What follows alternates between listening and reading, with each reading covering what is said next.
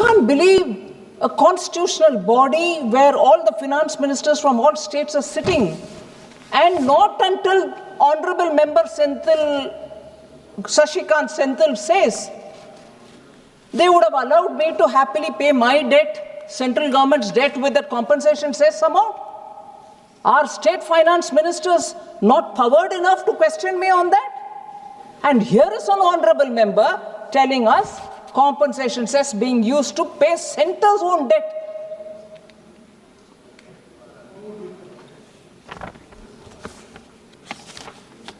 I don't know how to respond, sir.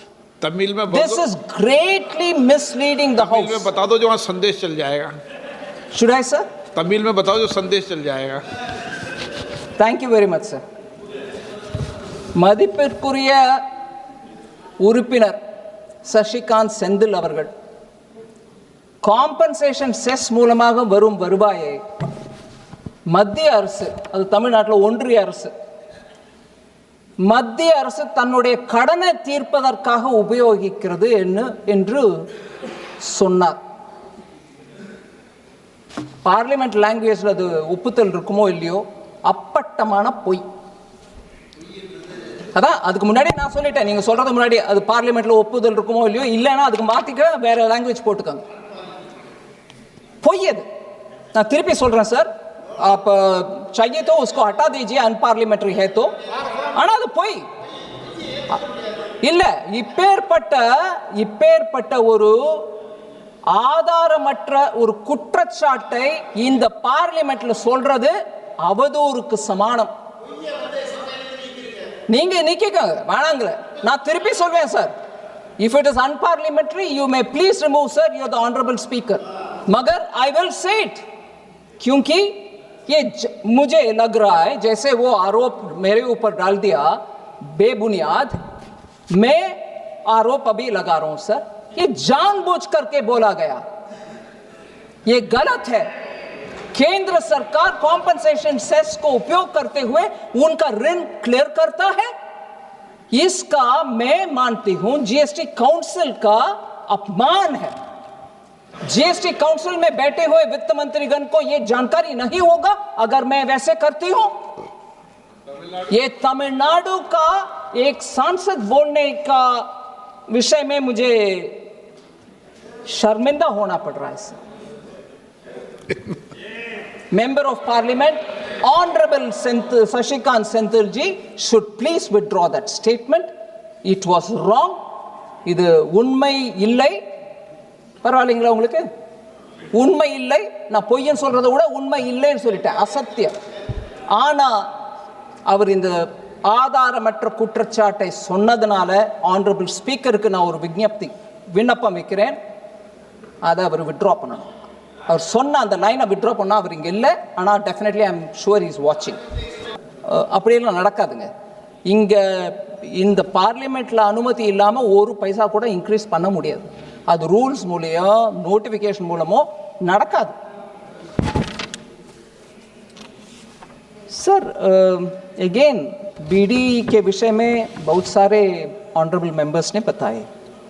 Labour welfare schemes क्या है, उनके ऊपर कुछ कैंसर का दिक्कत है, उनका वो इलाज के लिए कुछ इंतज़ाम है कि नहीं, ये सब I want to highlight sir. Labour welfare scheme का it has 3 components, namely health, scholarships for their children and housing. Healthcare facilities through 10 hospitals and 279 dispensaries are being offered for BD workers.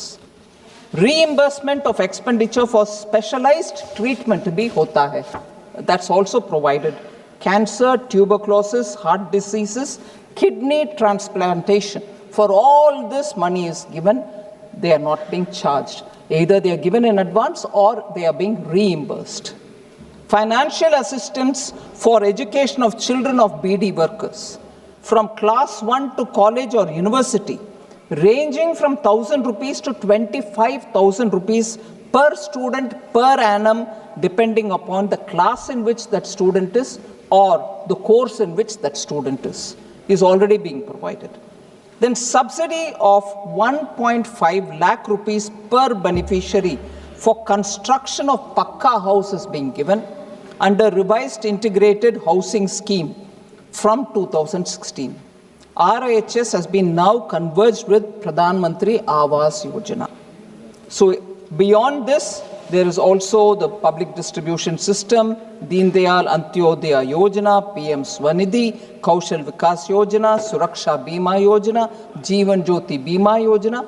All these will take care of the BD workers. I can't see senior member Ramashankar Rajbhar ji Samajwadi Party, वो भी बहुत emotionally इस विषय के ऊपर बात किए. मैं उम्मीद करती हूं कि उनके प्रश्न के लिए मैं जवाब भी दे रही हूं और देती हूं.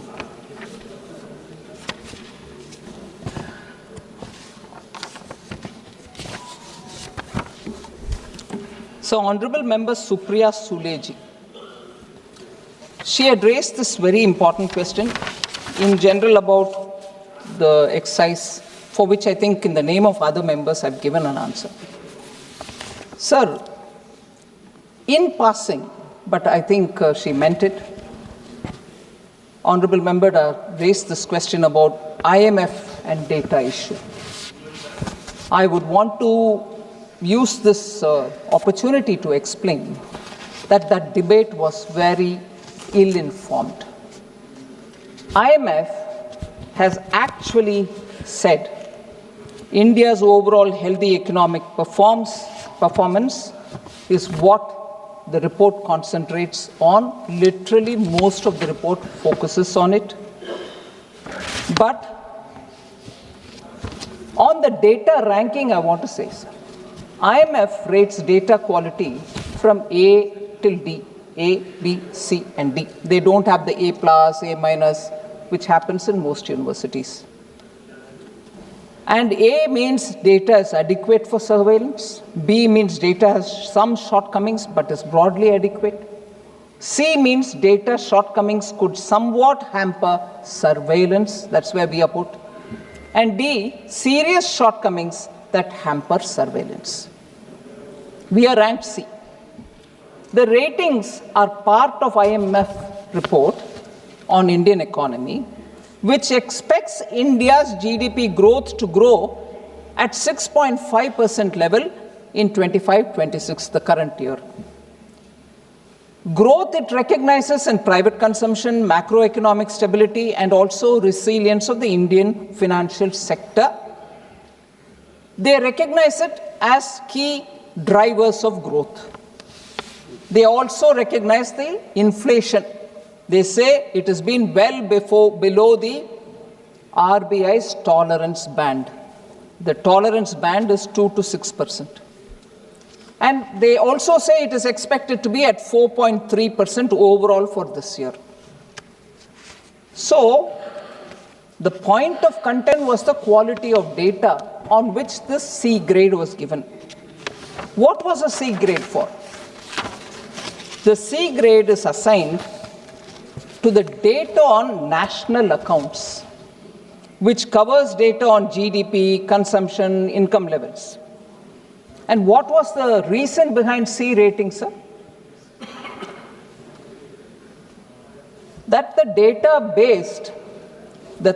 is based on an outdated base year, which is 2011 to 2012, which is 2011 to 2012 is our base year till now. But Government of India is now changing that, and from the next year, we will have a data base year as 2022 to 2023, and from 27th February 2026, this will come into execution. So we are living with data being collected based on the base year 2011-2012. It is because of that we are ranked C, not for anything else which the government. I heard some honorable member, I don't want to take that name. The language used was astonishing, sir. Said, manipulating through GST, data being collected and misleading data is being provided. None of that. If my base year is old and it is 2011 and 12, and IMF thinks, what is this? Why wouldn't you want to collect it on something very recent? That is why Government of India, after doing intense consultation, has decided from 27th February, we will have the base year come closer to us, which is 22-23. If on that score, IMF says, I rank you C, oh my God, the debate was like, oh, Government of India's data is all bad. IMF has said the whole thing is C grade. Absolutely not. It was for that data base year being owned. It didn't question about the growth figures we've given. On the contrary, they've said you'll be growing at 6.5%. They've actually appreciated our inflation management. So it has to be circumscribed, sir. Also, the wholesale prices used instead of producer prices was also one comment. Mismatched production and expenditure approaches was another observation. So everything belongs to the data collection and keeping it to a base year which is old and outdated. That is which is getting us C grade. But overall, India was rated B on all other fronts, including inflation, government finance, external sector statistics, monetary and financial statistics, and intersectoral consistency. So the median rating that we've got is B. So I would like Supriya ji to be informed about that. Also, not a consolation, but just to put it on a context, many developing countries also have the same medium rating of B, example, China and Brazil. I'm not getting into the others.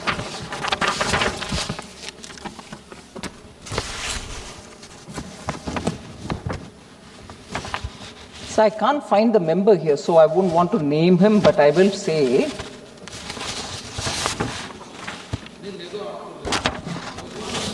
Honorable Member Sashikant Sendil, sir. Compensation cess was designed for 5 years, but it has been continued beyond it. I've explained the answer, but I want honorable members to please go into the facts before they observe something. Honorable members' observation go into the record. Compensation cess is a subject on which we have repeatedly spoken in this House. It was for 5 years. It was for the sake of giving it to the states. After 5 years, it will conclude. वो तो भारतीय प्रशासनिक सेवा के अधिकारी भी हैं पूर्व. So, sir, another, and on which I have serious objections. Another observation made by the honorable member was compensation cess being used to pay centre's own debt. Excuse me. Compensation cess was collected with the authority of the GST Council to pay the loan that was taken, to give a back-to-back arrangement for the state governments, for revenues that couldn't be collected during COVID. And on the date when the whole thing is going to get over, the GST Council is authorized, saying you can withdraw. In anticipation, we are coming up with this exercise. And that has been recorded in the GST Council.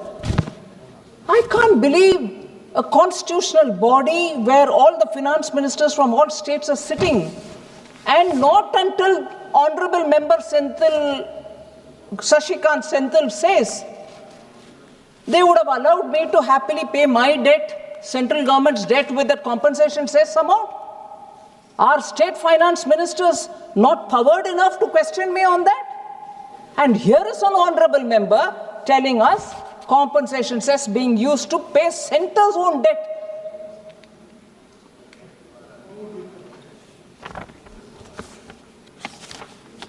I don't know how to respond, sir. Tamil में This is greatly misleading the Tamil में House. बता दो जो वहाँ संदेश चल जाएगा. Should I, sir? Tamil में बताओ जो संदेश चल जाएगा. Thank you very much, sir. மதிப்பிற்குரிய உறுப்பினர் சசிகாந்த் செந்தில் அவர்கள் காம்பன்சேஷன் செஸ் மூலமாக வரும் வருவாயை மத்திய அரசு, அது தமிழ்நாட்டில் ஒன்றிய அரசு, மத்திய அரசு தன்னுடைய கடனை தீர்ப்பதற்காக உபயோகிக்கிறது என்று சொன்னார். பார்லிமெண்ட் லாங்குவேஜில் அது ஒப்புதல் இருக்குமோ இல்லையோ, அப்பட்டமான பொய். அதான் அதுக்கு முன்னாடி நான் சொல்லிட்டேன், நீங்க சொல்றது முன்னாடி அது பார்லிமெண்ட்ல ஒப்புதல் இருக்குமோ இல்லையோ, இல்லைன்னா அதுக்கு மாத்திக்க வேற லாங்குவேஜ் போட்டுக்காங்க. பொய் அது. நான் திருப்பி சொல்றேன் சார், அப்ப चाहिए तो उसको हटा दीजिए, अनपार्लियामेंट्री है तो. ஆனா அது பொய் இல்ல. இப்பேற்பட்ட ஒரு ஆதாரமற்ற ஒரு குற்றச்சாட்டை இந்த பார்லிமெண்ட்ல சொல்றது அவதூறுக்கு சமானம். நீங்க நிக்கங்க வேணாங்கல, நான் திருப்பி சொல்வேன் sir. If it is unparliamentary, you may please remove, sir. You are the honorable speaker. मगर I will say it, क्योंकि ये मुझे लग रहा है जैसे वो आरोप मेरे ऊपर डाल दिया बेबुनियाद, मैं आरोप अभी लगा रहा हूं सर. ये जानबूझ करके बोला गया, ये गलत है. केंद्र सरकार कॉम्पनसेशन सेस को उपयोग करते हुए उनका ऋण क्लियर करता है. इसका मैं मानती हूं जीएसटी काउंसिल का अपमान है. जीएसटी काउंसिल में बैठे हुए वित्त मंत्रीगण को यह जानकारी नहीं होगा अगर मैं वैसे करती हूं. ये तमिलनाडु का एक सांसद बोलने का विषय में मुझे शर्मिंदा होना पड़ रहा है. Member of Parliament, Honorable Sashikant Senthil ji should please withdraw that statement. It was wrong. இது உண்மை இல்லை. பரவாயில்லைங்களா உங்களுக்கு? உண்மை இல்லை. நான் பொய்யன் சொல்றதை விட உண்மை இல்லைன்னு சொல்லிட்டேன், அசத்தியம். ஆனா அவர் இந்த ஆதாரமற்ற குற்றச்சாட்டை சொன்னதுனால ஆனரபிள் ஸ்பீக்கருக்கு நான் ஒரு விண்ணப்பம் வைக்கிறேன், அதை அவர் வித்ட்ரா பண்ணணும். அவர் சொன்ன அந்த லைனை வித்ட்ரா பண்ணா அவர் இங்க இல்ல, ஆனா definitely I am sure he is watching. वित्त मंत्री जी एक मिनट, नहीं अभी टाइम है आपका, बहुत टाइम बहुत है. ये साइमल्टेनियसली जो आपको आ रही आवाज़ साथ में, जब तमिल में बोली तो आपको सारी लैंग्वेज में आ रही नहीं आ रही? हिंदी इंग्लिश सब में आ रही है ना? वो टेस्ट कर रहे हैं हम, इसलिए मैंने आपसे आग्रह किया था कि आप बोलेंगी तो मैं टेस्ट कर लूँ कि सबको आवाज़. ये भी भारत की संसद में नया प्रयोग है ना.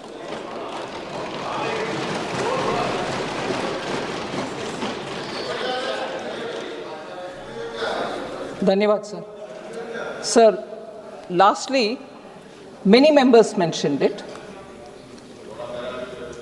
Vishal Dada Patil, I don't know if he's here, he also mentioned health and wellness have to be a good focus. According to NHA data, sir, 2014-15 and 2021-22, government health expenditure as percentage of GDP rose from 1.13% to 1.84%.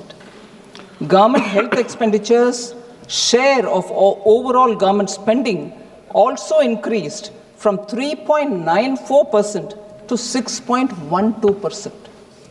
So between 2014 to 2022, per capita health spending tripled from 1,108 to 3,169 per capita expenditure, sir. You also are aware, Ayushman Bharat program, 55 crore beneficiaries are taking benefit out of it. There have been over 9 crore hospital admissions, resulting in 1.3 lakh crore worth of free treatments. More than 16,000 Jan Aushadhi Kendras, now present in almost all the districts of the country, offer 50 to 90% cheaper medicines when compared to market rates. Mission Indradhanush has various phases. In it, 5.46 crore children and 1.32 pregnant women have benefited from the vaccinations against 12 diseases. This targeted initiative, sir, has contributed to a significant decline in the maternal mortality ratio from 130 per lakh live births in 2014-16 to 80 in 2020. So in the last 11 years, sir, the government has approved or established new aims across several states and set up many new medical colleges, including the first aims in the Northeast, located in Assam. MBBS seats have also increased to 1.18 lakh, and 74,000 PG seats have been added since 2014. So I think largely I have addressed all the issues raised by the honorable members, sir. I would appeal to all the members to kindly pass this.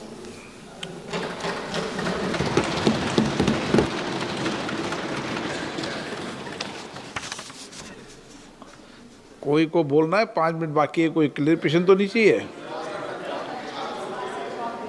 हाँ, चलो।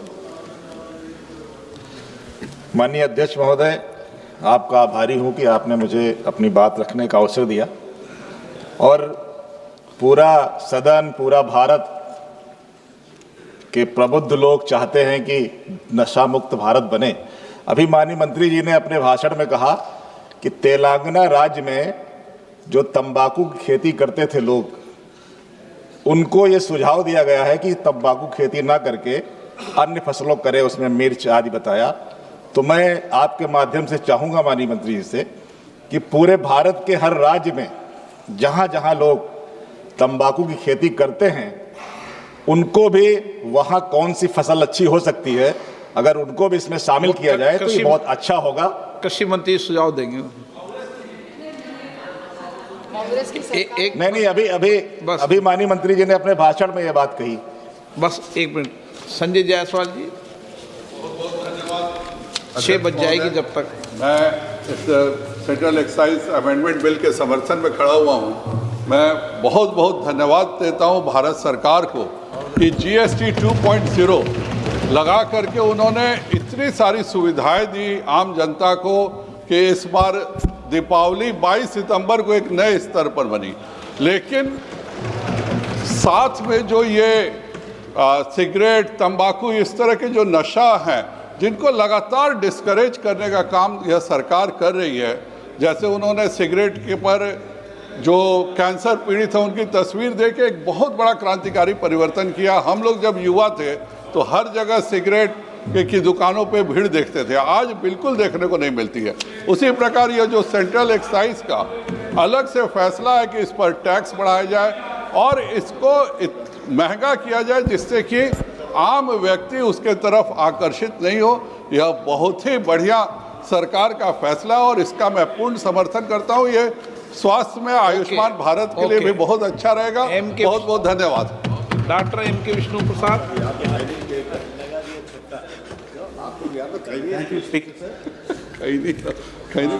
Really appreciate the way our Honorable Finance Minister replied to the doubts that was raised by the members. During her reply, she was mentioning about IMF data, which was based on 2012, 2013, 11 and 12. I stand corrected. And based on that, the gradation was given like A, B, C, D. She was crystal clear. But I would like to know whether is it a part that data available from 2011-12, taken on 2011 and 12, that is taken by the central government? And if so, during this 12 years, was there any initiative by the central government to collect the data for the current situation, so that based on that we can give the gradation? Thank you. जगदापाल जी, आप भी बोल लो। 4 घंटे seat पे बैठे हो तो बोल लो। 4 घंटे यहाँ बैठे थे ना। माननीय वित्त मंत्री जी को इस बात की बधाई दूंगा कि जो पूरा सदन इस बात के लिए चिंतित था, जो हमारे माननीय सदस्य प्रतिपक्ष के भी लोग कह रहे थे कि तंबाकू के नियंत्रण होना चाहिए या नशा मुक्त होना चाहिए। तो मैं कहना चाहता हूँ कि आज का ये बिल जो है, ये जो 2003 में अटल बिहारी वाजपेयी जी ने COTPA कानून जो लागू किया था, जो cigarettes and other tobacco product act 2003 में, आज उसी विरासत को आगे बढ़ाने का काम किया है। इसके लिए मैं माननीय फाइनेंस मिनिस्टर को बहुत बहुत बधाई देता हूँ। 2003 का मैं उदाहरण दे दूँ कि 2003 में जो अटल बिहारी वाजपेयी जी का इसी सदन में कानून पारित हुआ था, उसमें सार्वजनिक स्थानों में धूम्रपान पर प्रतिबंध पहली बार लगाया गया था और जिसका फर्क पड़ा। नाबालिग को तंबाकू के बिक्री पर रोक लगाया गया, स्कूल कॉलेजों से 100 मीटर के भीतर बिक्री निषिद्ध किया गया, विज्ञापनों पर रोक था। ये तो हो गया और आगे अगस्त ऋषि ने क्या कहा है, मैं वो भी बता दूं। अगस्त ऋषि का संदर्भ कि जो भारतीय शासन दर्शन है स्वास्थ्य सुरक्षा का, उसमें अगस्त ऋषि ने कहा था कि दर्शन में स्वास्थ्य, विज्ञान, समाज कल्याण इसके एकत्व के प्रतीक माने जाते हैं और औषध विज्ञान, जड़ी बूटी और ये जो लगाया ये सेस नहीं है। मतलब सेस आज क्लियर कर दिया माननीय वित्त मंत्री ने कि आज पहले ये सरकार है कि जो भी सभी राज्य के GST में मेंबर, फाइनेंस मिनिस्टर्स के मेंबर हैं और आज तक जितने फैसले हुए हैं, मैं वित्त मंत्री को बधाई दूंगा कि GST ने सर्वसम्मत से किया है। ये अपने आप में एक बहुत बड़ी बात है और आज ये फेडरल स्ट्रक्चर को मजबूत करेगा कि ये पैसा जो एक्साइज ड्यूटी लग रही है, ये पैसा राज्यों को जाएगा। इसके लिए मैं धन्यवाद देता हूँ। सदन का समय इस विधेयक के प्रस्ताव को विचार तक बढ़ाया जाता है। माननीय वित्त मंत्री जी, सिर्फ 2 विषय में क्लैरिफिकेशन देना चाहती हूँ सर। माननीय नीरज मौर्य जी विषय उठाया जो मैंने सोचा मेरा जवाब में आ गया है, फिर भी मैं बोलना चाहती हूँ। सिर्फ तेलंगाना में नहीं किए, राष्ट्रीय कृषि विकास योजना जो क्रॉप डाइवर्सिफिकेशन का प्रोग्राम उठाते हैं वो 10 राज्य में चलाते हैं, इंक्लूसिव ऑफ उत्तर प्रदेश। सो उन राज्यों में क्या फायदामंद क्रॉप हो सकता है वो अपने राज्य के लेवल पर निर्णय होके वो आगे लेके जा रहे हैं। जैसे मैंने ओडिशा के उदाहरण बोले, सब्जियों और ज्वार, कर्नाटका सोयाबीन और शुगर केन, उत्तर प्रदेश उनके स्तर पर जो भी निर्णय करते हैं उनके तंबाकू किसानों के साथ बात करके वो उसके अनुसार वो चलाते हैं। Sir, this question was raised, saying data, since it's based on 2011-12, was any initiative taken on it? I just want to highlight, sir, rebasing initiative has been taken. Rebasing, matlab, that which was earlier, 11 and 12, 2011-12 is the base year now, to rebase it to some other year, which is now 22-23. The efforts have already commenced last 2 years, 1.5 years. And it is at an advanced stage. That is why I said it is planned to launch the new series with a base year of 22-23 from 27th February 2026. And for the implementation, sir, the rebasing project includes the collection of key data sources using surveys and studies, methodological improvements, and also the assessment of additional data sources. Various expert committees were formed, one for new data source, rate and ratios, methodological improvements, constant price estimates, and regional accounts are independently, the committees, independent committees, expert committees are looking into these aspects in specific. And above all, a discussion paper regarding proposed changes has been put in the public domain for comments as well. All this has been done. And therefore, it is a structured process through which rebasing happens.